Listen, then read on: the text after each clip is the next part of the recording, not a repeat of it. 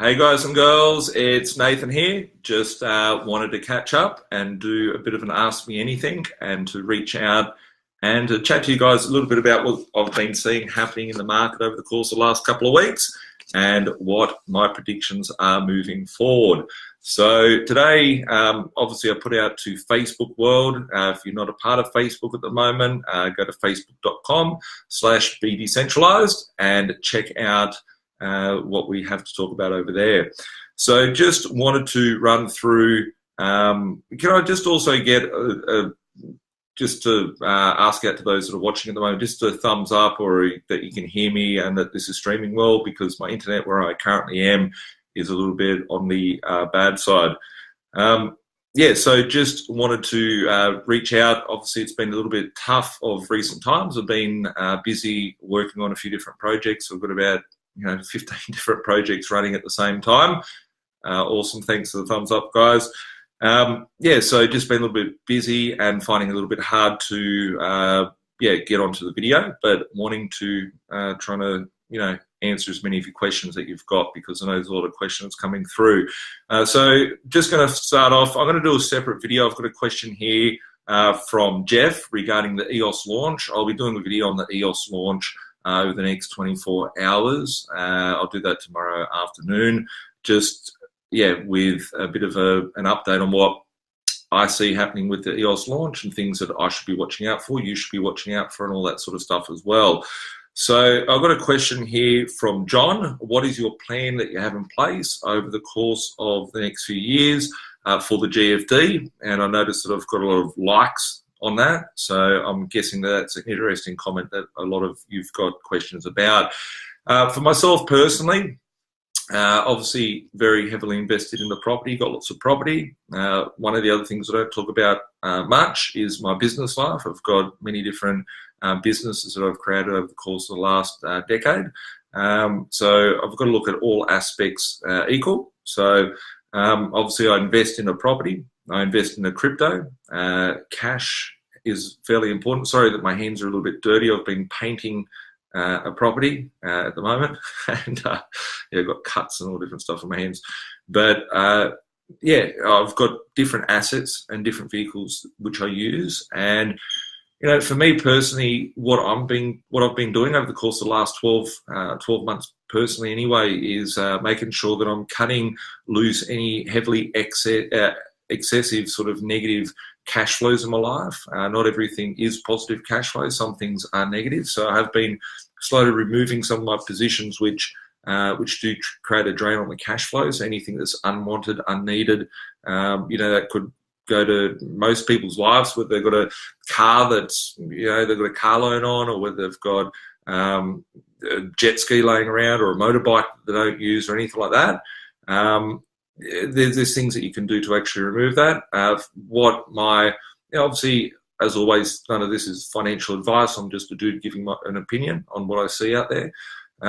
What one should be looking at, though, which I think is very important, is to make sure that you don't have a lot of shit debt. When I say shit debt, debts that are attached to depreciating assets that don't have cash flow coming in, become liquid, and make sure that you're got a good amount of cash buffer at hand. One, to take advantage of the opportunities that you see out there. Two, to ensure that you don't get stuck yourself, because a lot of people didn't see what happened in 2008. They didn't see it coming, or 2007, 2008, 2009, to be quite frank. They didn't see a lot of that coming, and this is something that I'm seeing the writing on the wall very, very clearly. Does it mean that I'm not buying property still? I'm still buying property. At this point in time, I'm just out and about, making sure that my properties are performing well for me, making sure that my cash flows are in order. As I said, getting rid of any loss-making things that I'd be touching, and being able to preserve my capital. So make sure that you got the cash. I've always hated cash. I've always hated money. I don't like having money. There's no real value of me holding pieces of plastic with dead criminals put on them. That's your government issued money that you have to use with tender laws. However, I always put my money into things that are going to make me money, and that's what I see relevant moving forward. So if we do see an event of a hyperinflation or something that is going to be like the GFC or bigger than the GFC, it's going to come with a lot of stimulus. That stimulus will make your dollars worthless. What we've seen over the course of the last decade is things that have gone up a lot. I always say that paddle pops used to cost 80 cents. Now they're $2.40. I was in with my little niece at Shell Servo or something yesterday, picking up paddle pops and ice blocks. She got a Bubble O bill, just for the reference. And I noticed that paddle pops are $2.50, and I was thinking, what a fucking rort that these things are going up. But that's just the way it is, that your dollar is buying you less than what it used to. So in the short term, I think cash is very good. In the long term, I think cash is the worst thing to be holding on to. And I certainly, as I said, looking at winding back some of the positions that I've got. I had close to 20 million worth of debt at one point. I'm down to about 17 million worth of debt. Is that a bad thing? No. I've got 50 plus million worth of property that's attached to that. And I don't have debt on anything else in my life. The only debt that I've got is attached to property, which is a cash flow generating tool. So am I selling off my properties? Certainly not. As I said, just reducing some of the negative cash flow properties that I've got. The reason why I'm not selling my properties is that you'll probably most likely see some sort of correction, which we've already seen, a fair correction in the property market. Sydney, looking at that, probably got about 10% in some areas that have dropped off from real sales prices. And if I was to sell my properties, one, I'd be up for capital gains taxes, which would be crazy sort of amounts of capital gains tax because I made a lot of money on my properties. However, secondly, I wouldn't be able to get the debts attached to those properties because the banks have tightened their lending criteria over the course of the last 12, 24 months. And you wouldn't be able to get those assets back. So when I quit my job in 2009 in the midst of the GFC, if I had not have bought properties when everyone thought that they were shit, and why would you buy property and invest in property, et cetera, I wouldn't have had the assets that would have doubled very quickly after that. So the years between 2003 and 2009 were quite lonely as a property investor because no one was buying into property like I was.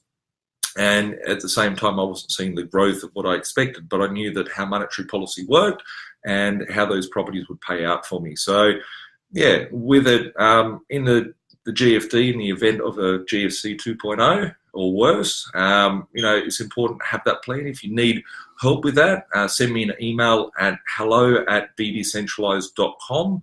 That's hello@bdcentralized.com, no AU on it. And I'll put you in contact with a financial advisor that I work closely with, which understands, financial markets and whatnot. Have a chat to them, obviously independent third-party advice. But it's important to budget, and to make sure that you've got your house of cards in order. You don't have excessive cash flow drains. You've got strong cash flow coming in and being liquid with capital at hand. Just having a look here, by all means, if you have any questions, jot them down. I'll try and answer them through this Ask Me Anything. Damo, positive good news stories that we may not have heard of behind mainstream media. There's lots of stuff happening out there every day. For me personally, I've been, trying to get exposure to, as much as I can to outside sort of sources, which, I can get information from and add it into my own opinions and views. Lots of cool things happening out there. If we're looking at crypto world, there's at the moment there's a lot of FUD out there. Prices are being hit. A lot of that's coming from news from China and whatnot, with negativity coming out there. Hi guys, thanks for doing a shout out. Looking out there in the marketplace, I think some of the most exciting things that are happening out there in the marketplace just by being able to research and see what's happening there. I'm literally seeing the ability of things to drop, change and whatnot before the news actually hits the headlines. So I've been talking about Deutsche Bank for a very long time. For example, I posted up the other day, Deutsche Bank has got 10,000 job cuts. 10,000 job cuts is a lot of job cuts to happen out there. The banking system is falling very quickly. And I expect it to get a lot worse as we head up towards November this year. If you do have, things that you need to do before November, I'd suggest to get your, house of cards and, your orders in effect, sort of promptly to ensure that you're protected throughout this change in monetary policy and the whole financial system changing.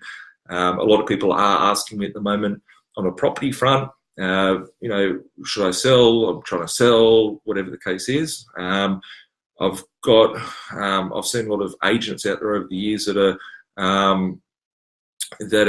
good, bad, and ugly, and all that sort of stuff. When it comes to selling, at the end of the day, I buy properties when they're below market value. I buy my crypto when they're on sale. Personally, I feel at the moment crypto is on sale. So being able to purchase now, I find areas in the market like what we're looking at the moment, and try and take advantage of them. When it comes to property, I'll try and get the max when I do that. Those that are talking about selling or whatever, flick us an email at info@getthemax.com.au. I'm not using this as throwing it out this sort of session, but to be able to sort of get the max when it comes time to selling. There's a lot of agents that can't handle these sort of markets where prices are changing and the inquiries changing, etc. There's a lot of agents which are shit in the current market, a lot of agents that are doing good things. So if you do need to sell or whatever, flick me an email on that channel. The reason why I have certain different channels of emails is so I can collate it and make sure they get put in the right area of where you want your inquiries to go to. So there is lots of cool things happening out there. I think the biggest news that we're going to see in crypto land over the course of the next few months will be the Wall Street. If you've got 10,000 people that are leaving Deutsche Bank and the bank's failing, like 2008, the shares for Deutsche Bank were $90. They're now $10. And it's the same for all banks. I think any bank that's got an investment firm, they're all fucked. They're all going to eventually fall over. The derivative market's what's going to cause that. As people come out of those marketplaces and look for new jobs, crypto is going to be something that there's not a lot of people involved in that area, and a lot of people wanting to make money, a lot of new products out there, etc. So I think we're going to see a lot of the old system crumble and move into the new way that business is done. So yeah, it's just a matter of looking through all the cracks out there. Question from Matt: do you think that Australian government will ever follow China and ban crypto and make it more difficult to trade? Look, I think that it probably would at some point. I guess it comes down to what the risk is for that government. I see that crypto, just like the internet was a risk to businesses in the past. It affected how people communicate. It affected how people do business. It killed Kodak, it killed the postal service, it changed banking, it killed a lot of media sort of ways that media happen, it killed newspaper. It shaped up a lot. I think what decentralization, free speech, and the crypto world can offer is, the opportunity to kill the corrupt banking system, to kill the corrupt financial system, and can attack government. So don't be surprised that if something happens with crypto in Australia, be prepared for it. But at the end of the day, I think it's unstoppable. It's the wild fern, the wild fruit fly that kills a whole crop of a farm. That's what crypto is. It's been let out of the bag now, and it's going to be unstoppable. So if the government feel that it's a major risk at this point in time, they're treating it as cash. It came out in last year's budget, 2017 budget, that crypto was to be treated as cash. However, treating crypto as cash also means that you can't use the 50% capital gains tax exemption. So, they're making it sound good on one end, but they're actually screwing you on the other end. So, yeah, From Dan, we had roughly 900 stimulus per person back in 2008, 2009. The economy is much more of a dire straight situation. What kind of amount of stimulus could Australia see in the coming years? A lot of people focus on what you saw on the surface, which is $900, which is what mainstream sort of got. However, what the actual fact was that it was a much more stimulus than just $900 to everyone, which you may not have noticed. So some of the stimulus was, if we look at the property front, there was the ability for China to come and to buy properties. Anyone could buy properties from China or overseas, as a matter of fact, and a lot of safe money flew into the economy. We saw the mining era that got heavily taxed with the carbon tax, so it was just a way to claw money out of people and pay their debts and expenses that they've got. We saw the pink bat scheme. There's a few schemes under Kevin Rudd which were a bit questionable. However, the interest rates from the RBA came down from 7.25% to 1.5%, or 150 basis points with a period of 5 months. They dropped 100 basis points, 25 basis points, 100, 100 within a period of 5 months. So we saw effectively the cash rate come down by 60%. And there's a few of the stimuluses that happened during the GFC. What do I see happening as a stimulus throughout, the GFD? Actually, another thing we saw, first home owner grants go up from $7,000 to $14,000 as well.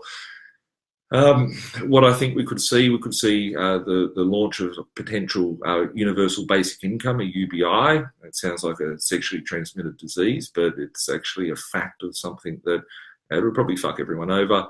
The universal basic income is basically free money for all. It's like social security, socialist sort of crap, which people get given a basic income of $300 a week or something. They can do away with Centrelink. It's been trialled in a few of those countries around like Sweden, the Netherlands, stuff like that, where basically as a universal basic income, everyone gets money given to themselves. If we look back at 2008, 2009, Ben Bernanke, which was the most powerful man in the world at the time, most of you would have thought President Obama would have been, or George Bush. Ben Bernanke was the federal chairman from the Fed Reserve in the US, and he literally came out with a statement which is something along the lines of, if things get too tough, we'll literally just strap cash in elastic bands and launch them out of a helicopter. That's why it's called helicopter money. Now, I guess that they could do it via tax cuts. They've got all your which is basically where the $900 came from. I don't think we'll see the 900 like it was. If we look at the budget this year, it's basically a start of that. The budget from 2018 was a start of a stimulus package. A lot of people just look at they're going to get $10 or whatever, but it was designed in a way in order to stimulate the economy for what's to come, to get money spending. We could see interest rates go into negative territory, which is a very big possibility. I think interest rates, given the bond yields at the moment, will most likely head up in the vicinity of, maybe a 0.25% rises, maybe 0.25% rises before the GFD hits, and at that point probably head to nothing or come down from there. As well as maybe, different policy changes which make things easier for importing goods, exporting goods, business grants. It's really too early to tell what may come out of it, but there's going to be a shitload of stimulus. Basically, the economy has been manipulated too far. Now, what is going to come from the GFD is going to be, the stimulus is all I'm waiting for. The stimulus is what's going to make those that are smart very wealthy, and knowing where to run and what to do at that period of time. Probably the biggest thing is, I don't think the GFD is going to be exciting for people because if you look back in the Great Depression, it wasn't exciting. People wouldn't have money for anything. People, starve for food. If we look at what's happening in areas like Zimbabwe or Venezuela, they're going to the zoo and killing the animals and eating the animals from the zoo just to get by for food. However, if you know what to do, if you have a position, if you're not up against the wall, you will have potential. So that's why I think it's important to plan and to have a strategy around that. Hey Jim, how you going? Thanks for the shout out, mate. So yeah, lots of stimulus. Stimulus is going to be the thing that's going to make those that are prepared rich, because those markets will be inflated. Question from Jerry: your favourite coins for masternodes and mining? Yeah, I do a lot of mining. I do a lot of masternodes. It depends on what hardware I'm mining with. Some old shitty hardware can actually work well. For example, I was just playing around the last month. I bought like 24 of those little shitty GT 1030s, which were like $100 a piece. I use 30 watts of electricity, and I use that to mine a NeoScript coin called GoByte. And you can actually use that as a masternode as well. For those of you that are watching that don't know what a masternode is a coin that you can stake, and in turn get, as I said, not financial advice, I'm not your financial advisor, but you could potentially get like a dividend return by putting it away, or like a fixed term account. You lock your coins away and you get coins in return for holding those coins in a certain wallet. So for masternodes, I've got many different masternodes: Zencash, Vivo, Smart Cash. Yeah, got a lot of masternodes out there, and depending on what you're mining with, depending as what the result would be. But I've mined a lot of shit coins. I've mined a lot of good coins. Two of my mining facilities, I mine just purely ASIC. So the coins that are mined from that, Litecoin, Bitcoin, Bitcoin Cash, Sia coin. I just got my hands onto a half dozen of those Z3 minis or Z9 minis. So those new Equihash mining rigs, which can kill GPUs. However, I'm seeing a lot of coins fork into a direction where the GPUs will be good. So yeah, just depends on what it is. So I'm going to go to a question from Andrew. You sent me a link to news.com. That's actually scheduled for tomorrow's post on the Facebook page, which I'll read through. Basically, I've got my phone here at the moment. It's on news.com. It's by Frank Chung from news.com, and yeah, I've known Frank before.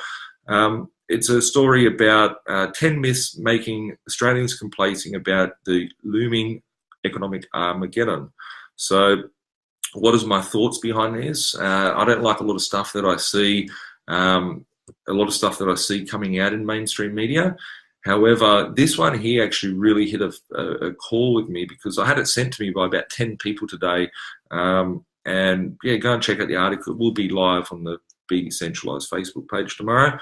However, John Adams has issued a series of increasingly dire warnings of the past 2 years. He first identified 7 signs that the global economy was heading for a crash, later arguing the window for preemptive action and closed, before pointing out a further 10 warning signs based on developments in world markets. So this guy here, won't bore you with too much reading of it, I think was a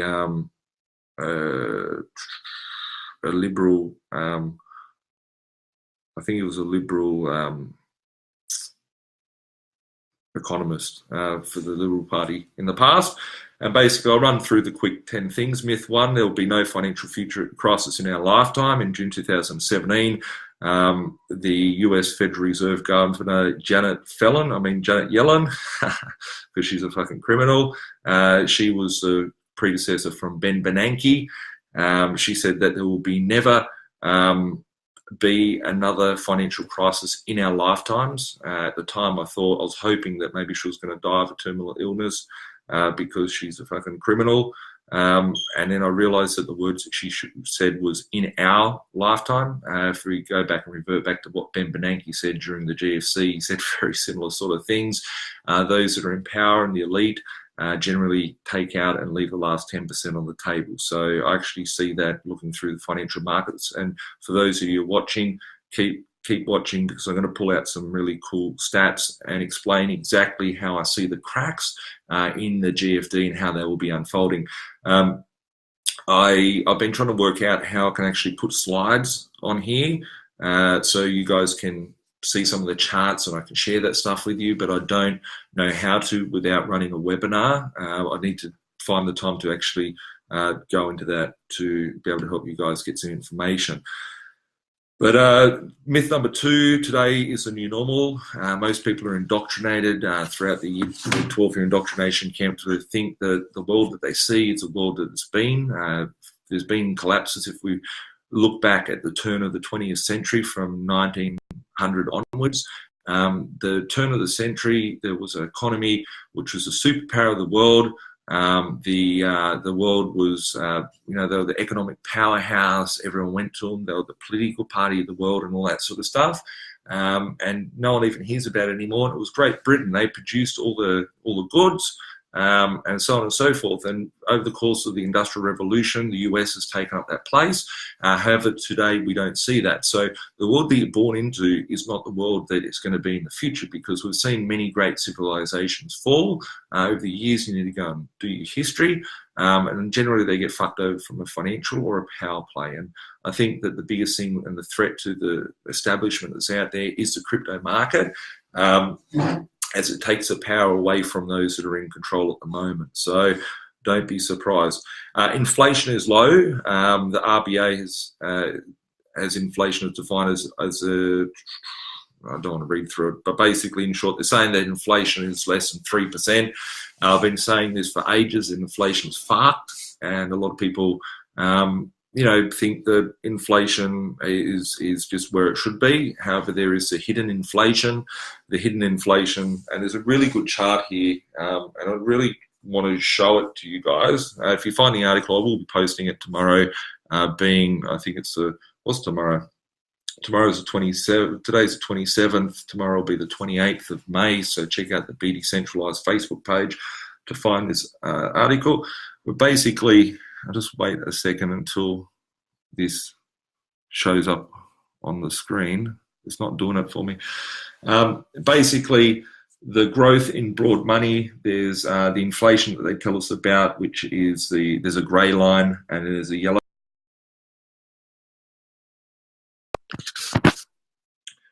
Sorry guys, the connection on my internet's pretty poor here as well.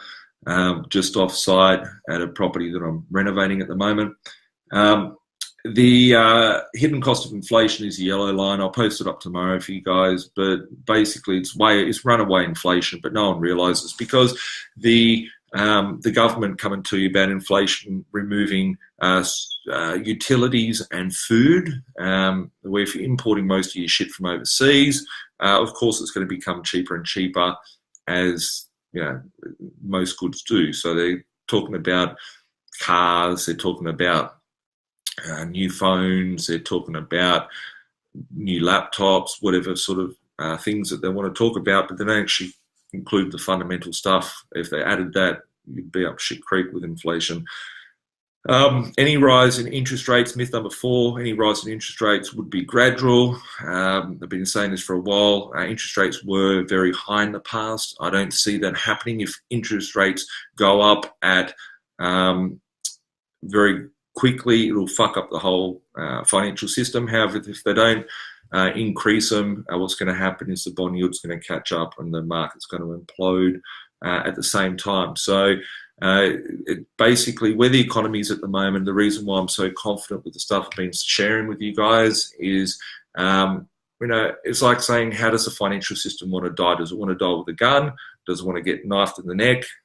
You can choose which way you want to go. And they're trying to stop that from happening. And, that's sort of where it's at the moment. Look at number 5, house prices will never fall. If we go and look at Perth, if we go and look at mining towns, house prices have fallen over time. They can fall quickly. It depends on certain factors out there.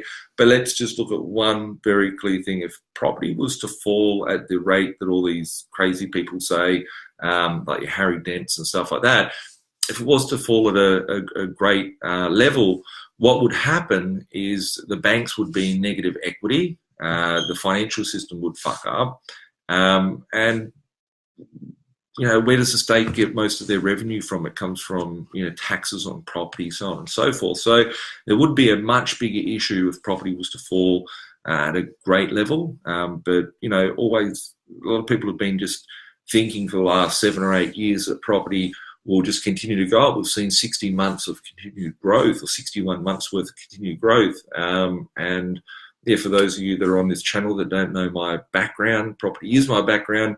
And, you know, I've been part of over 10,000 real estate transactions, and, you know, I've seen the good, the bad, the ugly, the good times and all that. But the longer term view is that property, and the reason why I like property so much is that it has two fundamentals. The first fundamental is that, you know, the property can go up from a capital perspective. Second fundamental is the cash flow can go up from that level, from inflation. If property is not being built, we live in a young country. If property is not being built, rents will rise. So if you're holding property as a property investor, you're going to see higher rental returns, which is needed anyway. So I'm happy when that happens. And we need to keep migration very high. It would be political suicide and economic suicide if we won't, because our financial system is a Ponzi scheme. Don't get that wrong. Our financial system is a Ponzi scheme, and if we didn't have people migrating to the country, we wouldn't have people that are paying taxes, so on and so forth, in order for them to, you know, be here. So we need to keep people coming in, so they're going to be paying taxes. We don't have enough property. I don't see it falling off a cliff, but I do see that, you know, people need to factor that in, that, you know, it could go throughout 2 years worth of, you know, minus 10%, or it could go through a period of 5 years with 0% growth. And now I've always talked about having the three keys: buy below market value, have upside for capital growth, and have a strong cash flow. And people say over the last few years, because property's been so great, oh, you know, these fundamentals that you're talking about sound very boring and all that. My investing in a property isn't very sexy or flash. I would say that my crypto investing and other assets that I do invest in are more sexier and flash. However, there is an inherent risk of that. So if you have the fundamentals right when it comes to property, you know, you've got a good solid foundation there to work with. And myth number 6, AAA credit rating means it's safe. AAA credit rating can eat a big fat dick, because, you know, I think that all financial markets at the moment, nothing should have a AAA credit rating. You know, credit agencies out there rated the CEOs back in 2008 in the US as AAA, but they're mixing cat shit wrapped with dog shit. If you go and watch The Big Short, it actually says that in here. Thanks for the shout out, guys. Andy, welcome aboard tonight. And I think I just saw someone else post in here. Just trying to look up. Andrew, thanks for the shout out, guys. Looking at the security ratings is pretty poor. Myth number 7, you own your gold. This one's a very important fact. A lot of people think that the Australian dollar or any dollars are actually backed by gold and they're locked away in a safe place, yada, yada, yada. The paper money that you have that's in your pockets, I might have some money, I don't have any money in my pockets. The money isn't backed by anything. It's backed by a promise. It's backed by the confidence of the people within that network. And yeah, you don't own gold. Going back in the old days, your money was a gold or a silver certificate where you could actually redeem the note at the treasury for gold, for X amount of gold or silver, which that hasn't been in place for a good 40 to 50 years, more like 50 years plus. Myth number 8, bank bail-ins can't happen in Australia. Back on the 14th of February, Valentine's Day, instead of getting a nice rose, the Australian people got given, when 7 people were in Parliament. You can go to, I think it's the Citizens Electoral Commission website and find out about the bail-in laws. The banks used to have a $250,000 bank guarantee. So if the bank did default, then you would be protected up to $250,000. A lot of agencies, people have been questioning me on this one. A lot of agencies and whatnot, the staff aren't even aware of it. Most people think their money's backed by gold. So I'll do your own research on that front. But my belief is that it's been removed, meaning that you become a creditor to the bank and it's not actually your money. You just go, you're on the balance sheet. If the bank was to be wound up, then you would stand on the creditor line to get cents in the dollar if that was to happen, a bit like what happened in Greece, etc., etc. Myth number 9, bank deposits are guaranteed by the government. Once again, it clarifies that this is not certainly the case. And number 10, banks around the world are well capitalized. I think most people think that banks are trustworthy, governments are trustworthy, all that sort of stuff. Obviously, as I said, for those of you that are just joining in at the moment, this here is a news.com article. I don't know if you can see it. There we go. If I've got it on the angle, you can see it. It's a news.com article. I will be posting it tomorrow on the 28th of May on the Be Decentralized Facebook page. So just on that, I'm going to go back to more of your questions. There was a lot of stuff to talk about there on that. What should we do with our current property portfolio? Hold or sell? I covered on property earlier today on this video. It's all up to your personal position, depending on where you're at, what you're doing, how risky your position is, so on and so forth. It's important to do your research on that. If you do need help, reach out, send me a message, or point in the right direction on someone that can help you. Question from Mike. Bitcoin Cash. I've got a lot of Bitcoin Cash. I've got a mining farm that creates Bitcoin Cash. I've bought a lot of Bitcoin Cash at the early days when most people were throwing it out. It was like $300 or whatever. Looking at Bitcoin Cash, a lot of people say that Bitcoin Cash is a real Bitcoin. I think they're probably right. The people that actually are part of the Bitcoin core team, which are on the board of that Bitcoin core, is also the guy from the Bilderberg Group. I forget his name exactly. However, he was the chairman of AXA. So it's a very centralized commie sort of establishment, sort of people that are involved with Bitcoin. And that basically Bitcoin as it is was a fork. Bitcoin in August 2017 got forked from Bitcoin into Bitcoin Cash, and the two codes went off to do their certain things. The way that Bitcoin Cash is, Bitcoin Cash I'd probably side with as being the real Bitcoin, but it's been hijacked by those that are in control of the mining power to keep it as Bitcoin and to create higher fees, so higher transaction fees, etc. Will Bitcoin be knocked off the perch, and will be Bitcoin Cash be the real Bitcoin and come out as that?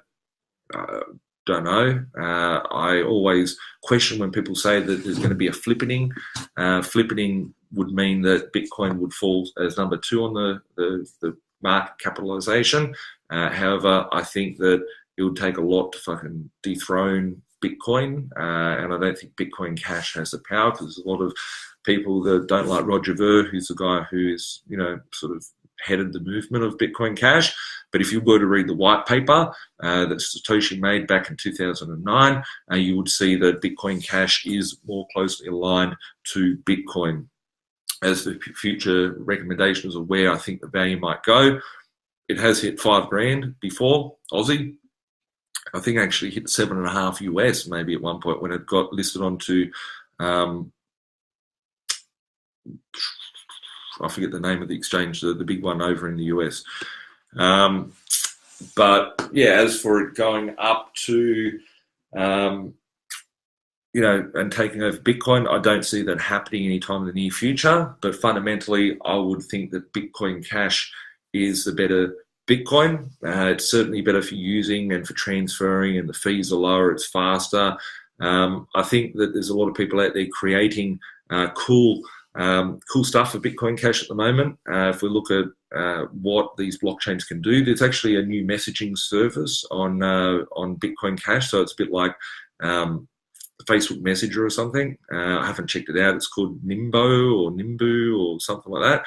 But you could actually create Ethereum inside of Bitcoin Cash. Bitcoin Cash is a protocol. Bitcoin as a protocol should enable you to be able to build lots of smart contracts, and basically everything any other coin could do, you could do on Bitcoin or Bitcoin Cash. And I think there's people that are in the back end building the software for software upgrades for Bitcoin Cash to be a better protocol moving forward. Next question is from Nathan. Buying property in the next 2 years. I've covered on that. There's a lot of property questions coming through from you guys. property market, I think opportunities will show. They are certainly showing out there at the current moment, and I certainly intend on capitalising on that. Obviously, using different financial instruments. I've used many different financial instruments over the years to be able to get ahead and to invest in a property, and that's why I'm using crypto today as an emerging market to be able to put that into property and reinvest into it. Next question here is from Mado. What are you personally investing in? How are you personally investing over the next 5 years? What is your plan? For the next 5 years, for me, I'm just aware of the opportunities that are coming out there in the marketplace. I've covered on that a lot at the start, saying where I'm seeing the cracks in the market, the financial markets, and obviously making sure that my cash flow is very good, making sure that my capital positions are very good, and honing in on that sort of thing. So whether it be in the property investing, things I will be staying away. There will be stages of the GFD which will be unfolding. So for me personally, at the moment, I'm not investing 1 cent into any stock markets. I'm not invested at all. However, in the event of the GFD, I would be certainly picking up some of those assets if the value was there in them to do so at the time. For the moment, holding on to the assets that I currently have, making sure that capital and cash flow is in order, looking for new ways to increase. So I've been going around a lot of my properties to increase cash flows and improve the values of them, just moving forward.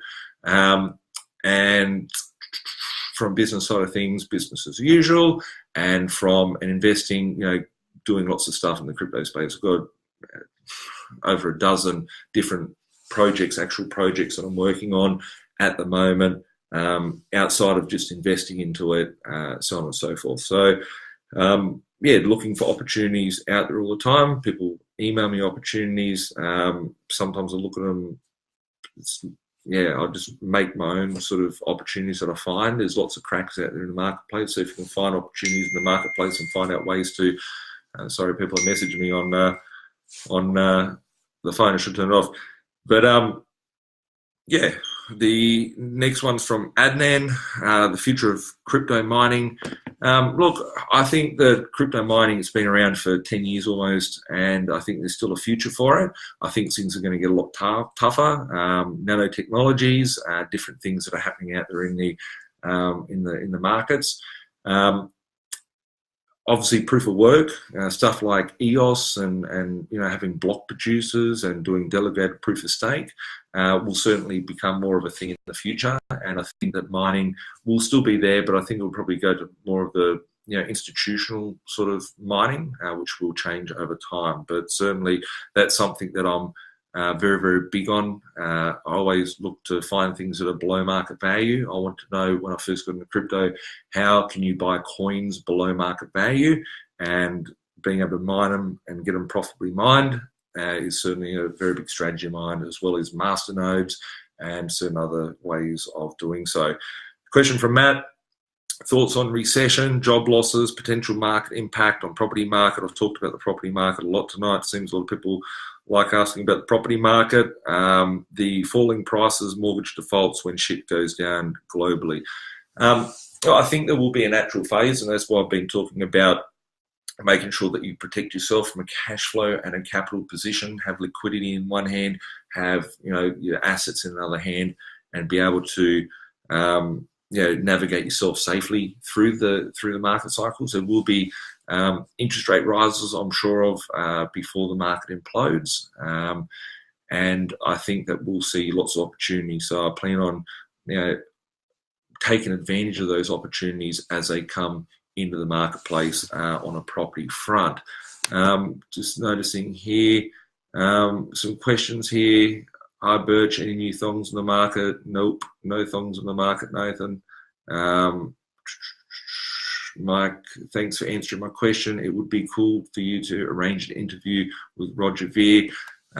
If anyone is in contact with Roger, I'd love to have him on the channel to have a chat to him about Bitcoin Cash and everything that he's doing in the crypto space.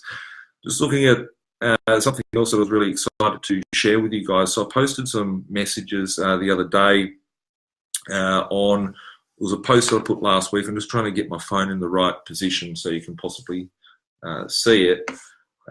we're having a look here at bond yields. I put a post there the other day. I don't know if we can see this. Can we see this? So in short, looking at 3 months Treasury rates and 10-year Treasury rates, they are closing in. I don't think I'm going to be able to do this. I'm going to have to do another video with slides. On my preview, it was working. Currently, it is not working. I'll do that another video. But I posted, going back a few days ago, probably around the 15th of May, some slides on the Facebook page, BB Centralised Facebook page, which had what I called a death cross, which was a circle with two graphs showing with the bond rates. In essence, what we're looking at there is the same road that went down in 2005, 2006, and early 2007. We're currently there, and I don't see it lasting past it. We're going to end up with an inverted yield curve. I do believe that central banks around the world are buying up treasury bonds in order to stimulate their own economies, which will inevitably have an impact on monetary policy and the way that interest rates are going to move up, down, or sideways. So if the 10-year US bond yield hits, sorry, I'm just losing reception here. If 10-year Treasury rates hit 3.2 to 3.5%, what I see is a death cross, and it's going to happen. We've seen the 10-year bond come down over the course of the last few days, and the last week it's back down to about 2.93, 2.98. However, throughout the course of 2018, that is inverting and getting very close to a straight yield curve. And if that goes, much further, it's going to be a point of no return. So, on that note, I will endeavour to put together a slideshow video and post that in the next few days, as well as in the next 24 hours, I will be doing a video about EOS, one of the biggest game changers that's ever been to the humanity, and which will be the 1st of June 2018. So make sure that you do watch that for anyone that's holding EOS, thinking about EOS, and we'll go into in-depth about how the actual protocol will work and how the launch may look. Any more questions from you guys? If you do have a question, get in before I hang up today from our video. Question here from Jordan: what blockchain crypto projects are you working on, or is it a secret? It is a secret at this point, but I've got some pretty cool stuff there with some pretty cool people as well, which I will be talking about throughout the course of the remainder of 2018.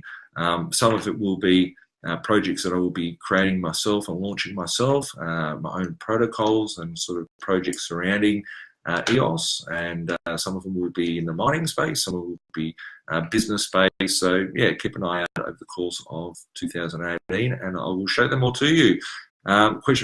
Thing from Jim: been holding the EOS baby since 80 cents. Same here too. I was getting into it from $2.40 all the way down to 60 cents, and happy with my position. I wish I had more, because I'm never happy when you're making money. You wish you could have had more. So on that note, guys, thanks again for watching. Have an awesome week, and make sure that you throughout the course of this week, do something. Think of something, create something that can get you one step closer to your goals, and telling your boss where to go, and being able to exit the matrix to live life on your terms. Catch up soon. Have an awesome evening.